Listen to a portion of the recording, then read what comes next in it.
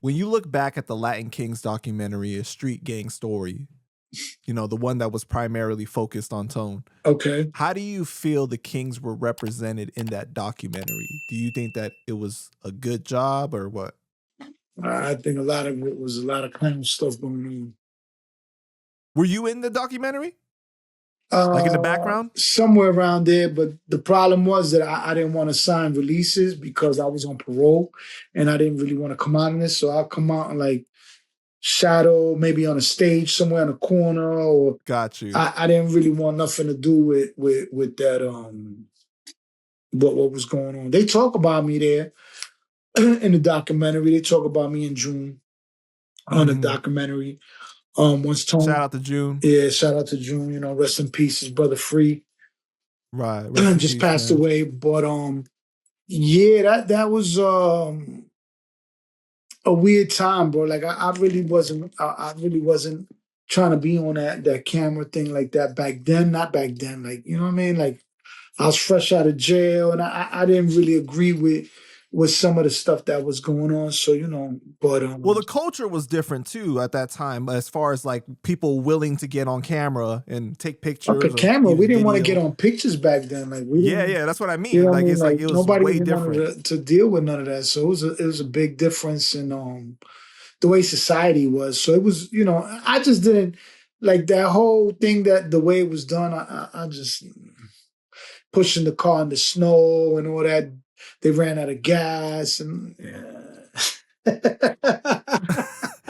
the district attorney at that time, I think her name was Dina Rodriguez. Yeah. She hated Tone, man. And she really like spoke out against the Kings. Like she really did not like you guys. Yeah. I mean, you gotta understand she's a very proud Puerto Rican woman. You know, she comes from that Puerto Rico that she believes in justice and equality, you know, from like the Young Lords thing. So she even speaks about it in one of the things where when we first came out, they gave us the whole illusion that we were like the Young Lords and everybody supported us, and then everything else was going on. So that's why she had a real thing for him, especially for him. She really, really had a thing like to that, like hatred, like extreme. It definitely came across as hate. Yeah, it wasn't even like this is my job or this is like, no, it was like she was gunning for him. Yo, it was like pure hate, like pure, like, you know, unadulterated hate. Like it was like, yo, if she could get him in the room and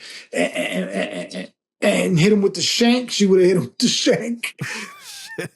Yeah, bro. Like that was like a big thing. Like she said it. She said that it was a disappointment to her, you know, because everybody in the beginning put their belief. Listen, it is what it is. Like, you know, everybody wants to blame one man.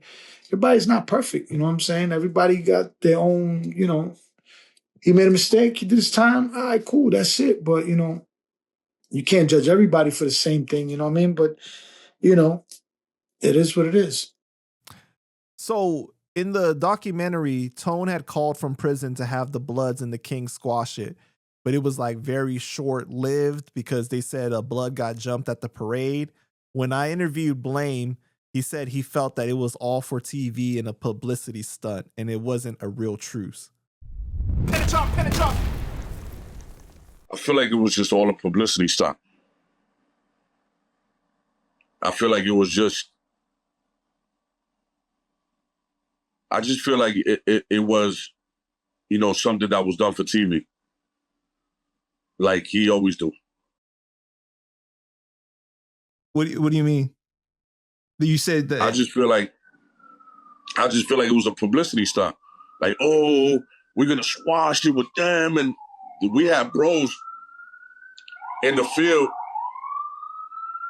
that, although we was outnumbered, they didn't give a fuck about squashing nothing. We had our bros that got touched. This thing got killed. This thing got stabbed the other day. Such and such got cut. You know what I mean? Like, we squash this shit, nigga. Y'all niggas can squash that shit down there if y'all want. But we not squashing nothing, nigga. And y'all niggas don't speak for us. See, you had to have lived in that time to understand the mentality of it. Me and my niggas wasn't squashing nothing. And we was catching breath with them niggas every chance we got. And we was outnumbered big time. Let me tell you something. That war with the Bloods made me a fucking man. Earlier than what I needed to. I didn't get to enjoy my childhood. I didn't get to enjoy my teenage years like other kids did.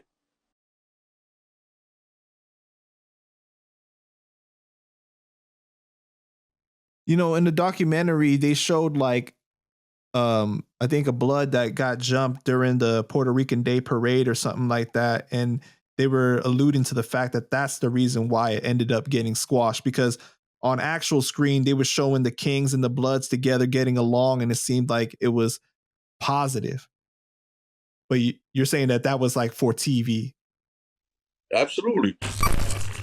That it was staged, you mean? Yeah. I mean, there's two different times. I'm trying to remember, because one was on the Black and Gold documentary, the other one was on Dateline. So are we talking about when he called from prison and Hector Torres and then meet up at the projects with the blood from LA? And with the blood, No, or I'm are you talking talking about the about first one where the Kings confront the Bloods in the handball court? And I think in the Street Gang story, they just show them embracing each other. okay, the street right? gang. Well, one of them they're embracing. Okay, because I haven't watched those in many years, so I just all right. The one with Hector Torres, there was a blood from LA that came out. His name is Hound Dog, and he was running around with the Kings on the People Nation and trying to squash and mediate some of the beefs that were going on with the Kings because he was a Stone. Now, the Stones are originally from Chicago. So the Stones migrated through, T. Rogers and all them to the jungles. A lot of those sets in LA are Stones. Not all of them, not all the Bloods in LA is part of the People's Alliance, but the Stones are from Chicago. So they were part of the People Alliance. So he came out here and he was trying to actually defuse it. And they had a few meetings and stuff with them. But, it's just like, you know what it is? It's like at the time, the nation was so big, but we had one leader that could speak for the whole nation. The Bloods at the time didn't have, I don't think they still do have one man or one team that could speak for the whole organization, because they have so many different subsets and different because some are Brim, some are Stone, some are Max, some are Jet. It's like there's so many 9 trays, so there's so many different sets that they don't have one person that could speak or one committee that could speak. At the time when they had the UBN, yeah, maybe they could have done that. But once the UBN was broken apart and people started forming their own things and all that. So you were saying the Bloods, they weren't united, so there was no one to like call the shots for just like the... Right. So even if we would have squashed it, like a lot of that stuff was like more for cameras and stuff like that, I believe, like because there wasn't one person that could squash the beef on their side. So even if they come to those projects, because they did that in the projects in Manhattan. So they met up in the projects in Manhattan. All right, they squashed the beef with those guys. But what about Uptown? Now you go Uptown, you go to the Bronx, you go to Brooklyn. Come on, bro. That shit was like it was more of a theatrical thing, I think. I get the message.